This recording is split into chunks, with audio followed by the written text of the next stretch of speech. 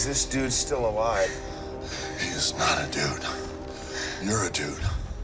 This is a man. A handsome, muscular man. I'm muscular. Here we are on the set of Avengers. I've been lucky enough, along with other Guardians of the Galaxy, to join up with the Avengers and be here and get an opportunity to save the world. Does it make you an Avenger now as well?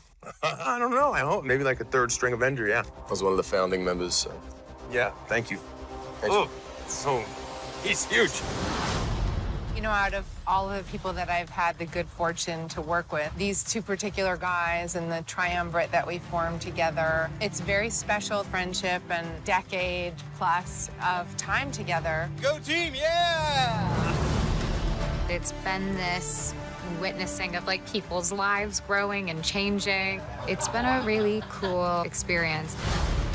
Working with Lizzie has been really, really awesome. And I think there is something very powerful about being able to play women who do heroic things. And those women are so awesome, so we've had a really good time.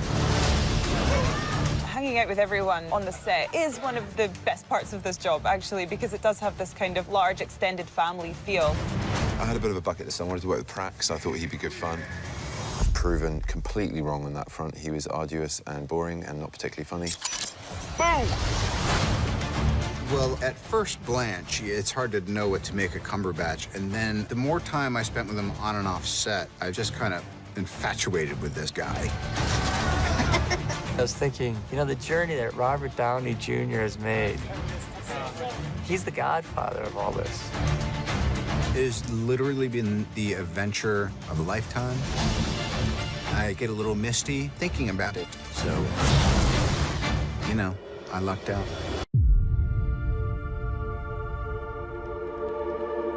Before creation itself, there were 6 singularities.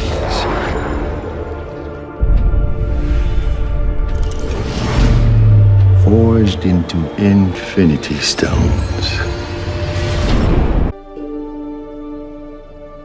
This is our first day. Here we are in Pinewood in Atlanta, and it's actually pretty unbelievable. Day one of what promises to be a year of fun-filled lensing. I remember actually going to see the first Avengers with one of my best mates from home, and I'd never have dreamed that I'd ever be in one of these movies, let alone playing Spider-Man. I feel like I'm on top of the world because this is just mind-blowing. What we always try to do at Marvel Studios is we're building the cinematic universe, is look at the big picture. How can things relate across movies and across years? Avengers Infinity War is the culmination of the entire Marvel Cinematic Universe as started in May of 2008 with the release of Iron Man 1. And it really is an unprecedented culmination of a series of films interlinked together, which at the time had never been done before. And for us, the important thing is making it all come together. We know they're going to face Thanos. We've been setting that up since Avengers 1. How do you do that in a way that is unexpected, that pits the Avengers against somebody who is more powerful than anyone they've faced, and yet make them completely unprepared to face him? Well, tear them apart, which is why we did Civil War before Infinity War. As we were conceiving and executing Civil War, the end of that movie was very much a setup for what these movies would be. We always had the sense of that. Tony is not talking to Steve. The Avengers are basically a name with nobody in it. The world is vulnerable. Tony senses this greater threat approaching, and so he is doing everything in his power to keep the Earth safe.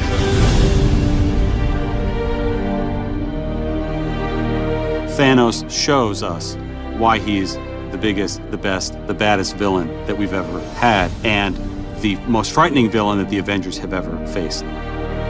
The most exciting part is the incredible roster of well-developed characters, and it's going to create a really combustible, exciting, massive-scale adventure. You know that we're onto something within the studio when we hit upon an idea or we see a piece of concept art and all of us in the room go, this is cool. And in Avengers Infinity War, the Avengers will meet the Guardians of the Galaxy. Because of what Marvel is, because of what they have done over the last 10 years, these next 2 Avengers films will be an event like no one has ever seen on film before.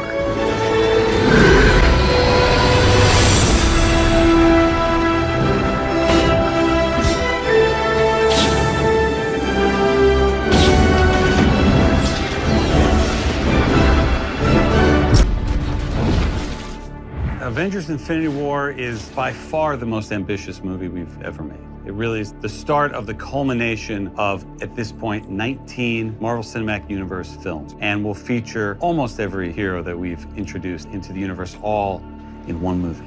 One of the early decisions we made on Infinity War, we knew we wanted to go big. The storyline of Infinity War is big. The cast roster and character roster of Infinity War is big. The visual effects, the worlds we visit are big. The movie had to seem big. And Joe and Anth said, let's shoot in IMAX. And the question up to that point was, okay, well, which sequences? I said, no, the entire movie should be shot in IMAX. One of the great joys of reading a Marvel comic is flipping through a Spider-Man comic and suddenly the Hulk appears. That is great fun, and up to that point, it had never been done in a movie before, which is why 10 years ago, Sam Jackson walked into Tony Stark's living room and said, you're part of a bigger universe, you just don't know it yet. And now here we are 10 years later, and everybody knows. They're fantastic cameras. The chip is incredible. It's at a resolution that is unprecedented. So I think as filmmakers, it's an amazing tool for us, the way that it captures light, the way that it captures color. On the roof!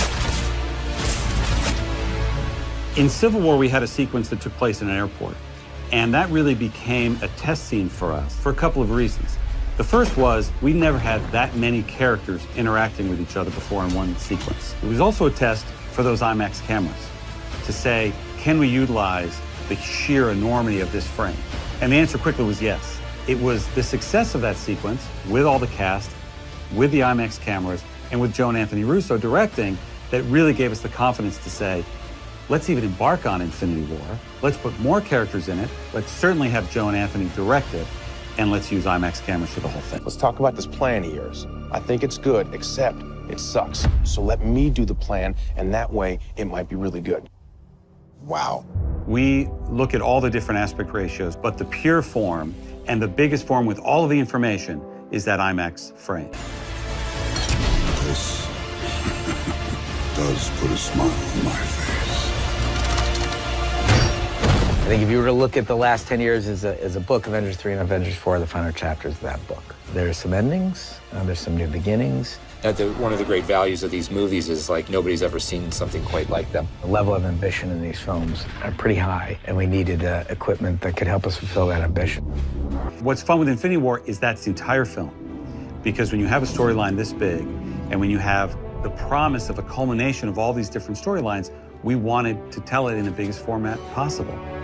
The end is near. The IMAX screen has a different height than a traditional movie screen. Those that go to an IMAX theater will see a much taller view of the image. So if you're in a traditional theater, it's going to be narrower. If you're in an IMAX theater, it's going to be expanded. There's more information in the frame. There's more storytelling to look at. You see more of the characters. You see more of their powers. You see more of the scale of the film. So it's just presented on a much grander frame than a traditional movie theater. In time, you will know what it's like to lose. Feel so desperately that you're right, yet to fail all the same. We got one advantage. He's coming to us. We have what Thanos wants, so that's what we use. We have characters in this movie like Thanos who are taller than normal human beings are. When you're framing those kind of characters in the same frame, it can become really challenging with a normal aspect ratio to like hold those height differentials in a single frame. And it forces you into certain angles and certain types of frames and lens choices. And having that extra verticality, like Joe was talking about, it gives us a wider range of how we frame and how we shoot these characters, how we present them in the same frame together. When day one on a production, when the cameras first start rolling, we think about the audience that is anticipating the experience, that will be buying their tickets early, waiting online if they have to, reserving their seats, sitting in that theater, waiting for the lights to go down. And we just think about one thing and one thing only, delivering on that promise, delivering on that experience. And that's the immersive experience that IMAX gives you, where you lose the rest of the theater, you don't see it, all you see is the image, and allows you to be in that world. Because that's what we want. That's what we want the audience to experience, is to be on that journey with us, with the characters, in as full and rich and immersive a way as possible. And that's what IMAX does. You sit in an IMAX theater, it takes up your entire field of vision. And you begin to forget that there even are borders. And you're in the entire movie. And as a filmmaker, that's what you want the audience to experience. Having more information, having technology at our disposal is just storytelling freedom. And having The enormity of the frame that IMAX delivers just gave Joe and Anth more room to tell their story. It really is the difference when we go through and work on the movie. You can hear an audible gasp in the visual effects room where everybody go, and you suddenly see the whole thing. It comes down to the difference between watching a frame and experiencing a world. I hope they remember you.